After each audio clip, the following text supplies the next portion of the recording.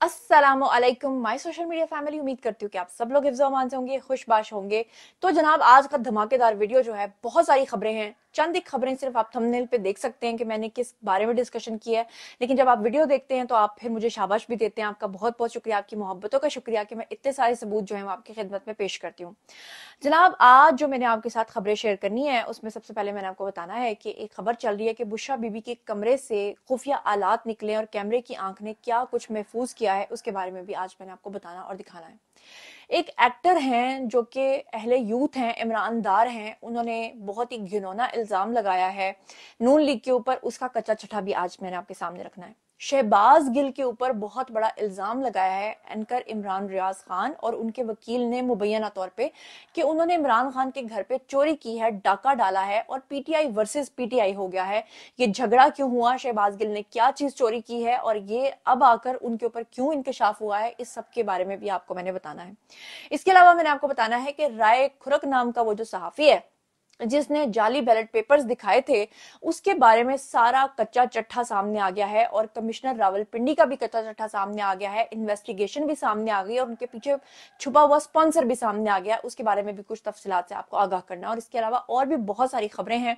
नून league आइंदा आने वाले 72 घंटों में कोई बहुत बड़ा सरप्राइज देने वाली है, उसके ऊपर भी बात करेंगे। तो चलिए जनाब, शुरू करते हैं पहली खबर से। अच्छा जी, सबसे पहले कि आज का वीडियो मैं शुरू करूं, मुझे मरहूम परवेज मुशर्रफ जो हैं उनका एक क्लिप मिल गया, जिसमें उन्होंने बताया था कि इमरान खान जो हैं वो कोई आज से इस तरह के नहीं है। वो जनरल परवेज मुशर्रफ के दौर में भी उनके ऊपर धांधली के इल्जाम लगाया करते थे और टिकट के ऊपर लड़ाई किया करते थे। और इमरान खान ये समझा करते थे कि शायद मैं पता नहीं कितना केपेबल हूँ। तो कोई भी खबर शुरू करने से पहले मैं ये चाहती हूँ कि एक मरतबा जरा आप लोग परवेज मुशर्रफ की जुबानी भी ये कहानी सुन लीजिए, उसके बाद हम शुरू करते हैं पहली खबर से। इमरान जो है ना, ये मैंने कई दफा कहा है, ये बहुत ही नाइव एक कम समझ आदमी है। ये कंपेयर कर रहा है 2001 में जो मैंने फैसला लिया 9/11 के बाद, उसको 2018 से ये कंपेयर कर रहा है। अरे भाई, अकल की बात कर। 2001 में सिचुएशन क्या थी? तो व्हाट इज ही टॉकिंग? ये अगर मेरी जगह होता मैं देखता ही दलेरी कहाँ दिखाता उस वक्त कि हम ये नहीं कर सकते, हम ट्राइबल एरिया में। तो व्हाट आर यू टॉकिंग? ये पर्सनल ब्रावोडा मुझे ना सिखाओ Imran. I have seen Wars, तुमने सिर्फ क्रिकेट खेली है, तो आई नो दैट। आज मैं क्लियर करना चाहूंगा Imran, don't tell lies, okay? Now let me clarify क्या हुआ क्या था। 2001 में सीट एडजस्टमेंट की बात हुई, क्योंकि एंड में 2002 में एंड में इलेक्शन होने थे, तो सीट एडजस्टमेंट पीएमएलक्यू और इनके पीटीआई, इसकी मैंने इसे बुलाया और मैंने चेक किया। मुझे लोगों ने कहा इनके पीटीआई को 4 या 5 सीटें मिलेंगी। मैंने इसको 10 सीटें कहा कि 10 सीटों पे देखो तुम्हारी अच्छी सीटें कहाँ हैं, वो मैं भी तुम्हें हेल्प करूंगा, उधर let them we'll try that they win. इसने कहा नहीं जी, एक ग्राउंड स्वेल है, ये वर्ड उसका है, ग्राउंड स्वेल। चलिए, अब आपके सामने वन बाय वन जो है वो मैं मुख्तलिफ चीजें और मुख्तलिफ खबरें और मुख्तलिफ सबूत जो है वो रखती जाती हूँ। आज बहुत सारे क्लिप्स भी आपको दिखाने हैं, लेकिन सबसे पहले जरा ये खबर सुनिए।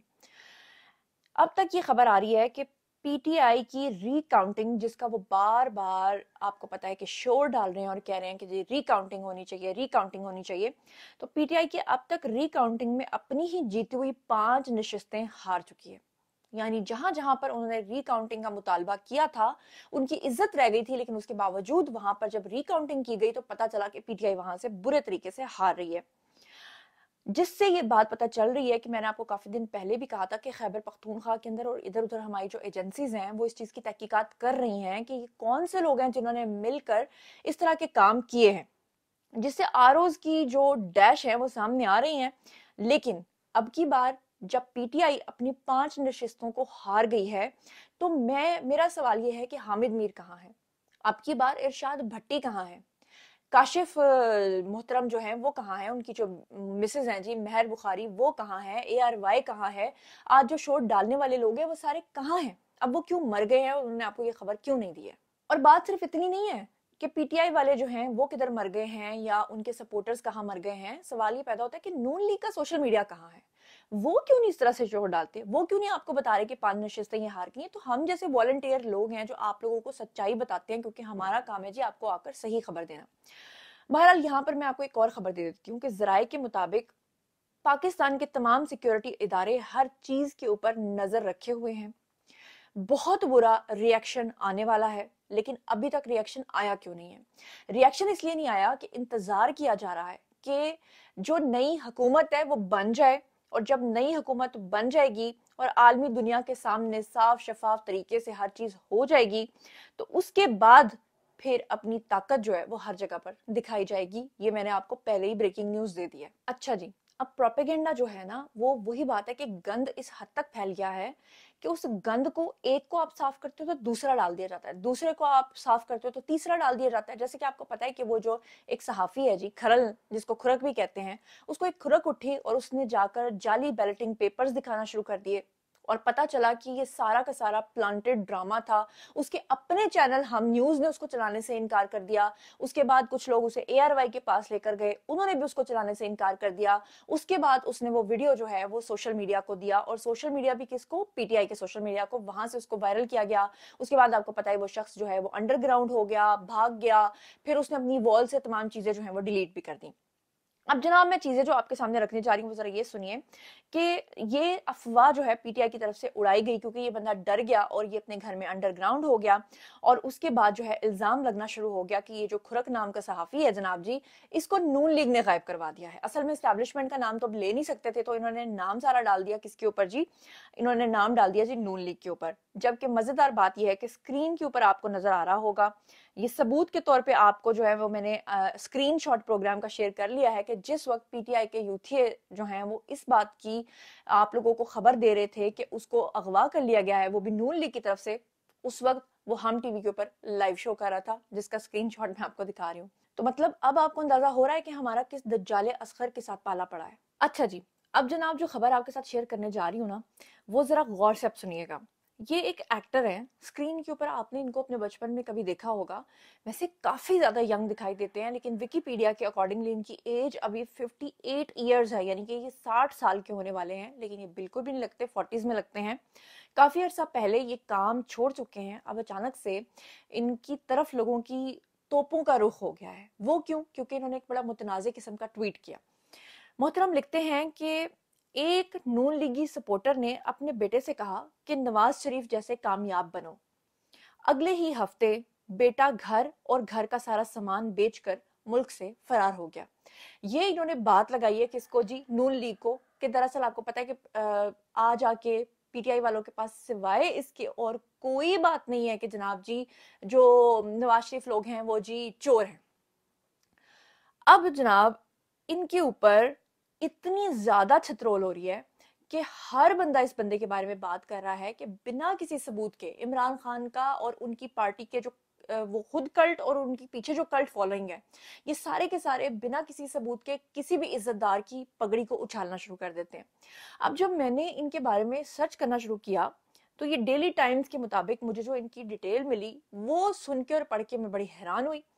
उसमें कहा गया कि ये जो असद मलिक हैं, इन्होंने 2 बंदों का कत्ल किया था, और जब ये जेल में बंद थे तो इमरान खान ने इनको जेल से आजाद करवाया था, और अब ये इखलाकियात के ऊपर बात कर रहे हैं, जबकि खुद ये 2 बंदों का कत्ल कर चुके थे। बिल्कुल मैं हैरान हूं कि एक ऐसा कल्ट लीडर जो खुद अपनी बेटी को एक्सेप्ट नहीं करता, टेरियान की बात कर रही हूँ, जो खुद अपने अलेजेड रिलेशनशिप्स को कबूल नहीं करता, मैं सीता वाइट की बात कर रही हूँ, जो अपनी 2-2 3-3 बीवियों को छोड़कर अगली अगली शादियां करता है, उसके बावजूद वो किस ढिठाई के साथ अपने उसी खूबसूरत से मुंह के साथ आता है और आकर आराम से मुंह से निकाल देता है कि मैं तो रियासत मदीना बना रहा हूँ। और वो जो रियासत मदीना के अंदर रहने वाले लोग हैं, जो उसको सपोर्ट करते हैं कि ओह इय्याका नअबुदु व इय्याका नस्तईन, तो मुझे कुछ दिन पहले किसी ने कहा कि इसका मजाक ना उड़ाएं, ये इय्याका नअबुदु व इय्याका नस्तईन में का मजाक नहीं उड़ा रही, क्योंकि खुदा न खास्ता मैंने गलत प्रोनाउंस नहीं किया, जो जैसा है मैंने तो उसकी मिमिक्री आपको करके बताई कि वो इस स्टाइल में आकर लोगों को बेवकूफ बनाता है वो शख्स। तो वो जो दज्जाले असगर है, उसके मानने वाले किस तरह के हैं, क्या आप ये अंदाजा कीजिए कि वो जो राय खुरक है, उसकी जो तस्वीरें मंजर आम पर आई हैं, वो बाकायदा खुलेआम शराब नोशी कर रहा है। आपने उसकी तस्वीरें देखी हैं सोशल मीडिया के ऊपर, और शराब नोशी करने वाला शख्स जो है वो उसको सपोर्ट कर रहा है कि जब आप उससे पूछे कि क्यों सपोर्ट कर रहे हो, तो वो कहता है कि वो रियासत मदीना का अमीन है। अंदाजा करें आप। और आपको पता है कि इमरान खान रियासत मदीना क्यों कहते हैं बार बार?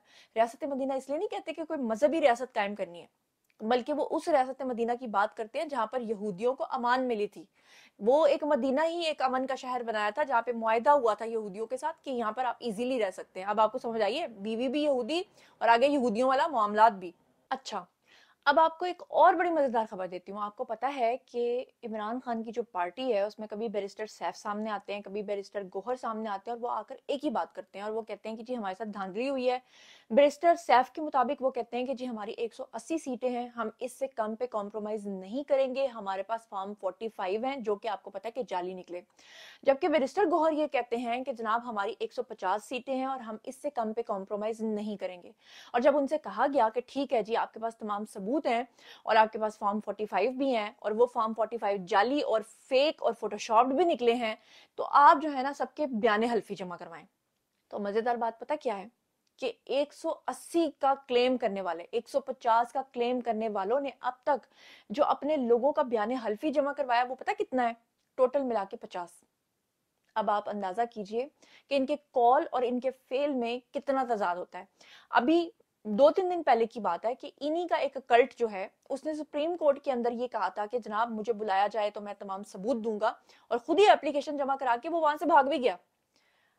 यानी लोगों को बताने के लिए वक्ती तौर पे एप्लीकेशन भी दे देते हैं, झूठ भी बोल देते हैं, कहते हैं हमारे पास सबूत भी है, लेकिन जब असल जगह पर जाते हैं तो वहां पर इनके पास कुछ भी नहीं होता। अब बात कर लेते हैं जी मुर्तजा सोलंकी साहब की। बड़ी मजेदार बात इस दफा जो मैं एक्सपीरियंस कर रही हूँ ना वो ये है कि इमरान खान और उनकी पार्टी के लोग हमेशा अग्रेसिव होकर आगे आते थे, हमेशा दूसरों के ऊपर अटैकिंग पोजीशन में रहते थे, और दूसरे जो हैं वो सच्चे होकर भी डिफेंसिव पोजीशन में चले जाते थे। नून लीग का भी यही हाल है, कैसे डर के मारे भाग जाते हैं, कोई इनको प्रॉपर तरीके से जवाब नहीं देना आता।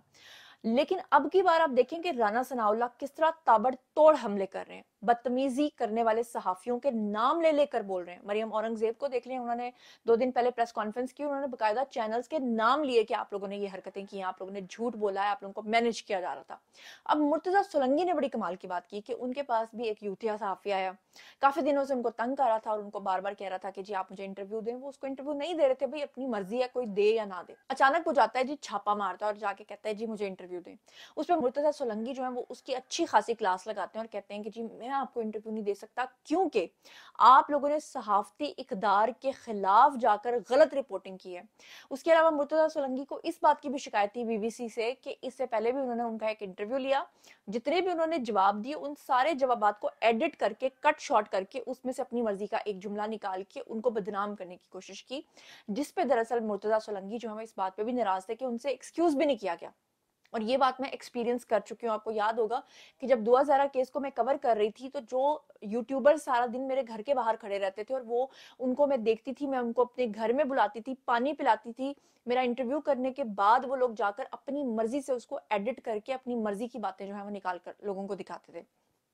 तो किस तरह से उन्होंने इसकी बेइज्जती की, जरा ये भी सुन लीजिए। Mr. Solangi, it's Mubin Azhar from the BBC. I've been trying to get a hold of you for a few days now. I have been busy.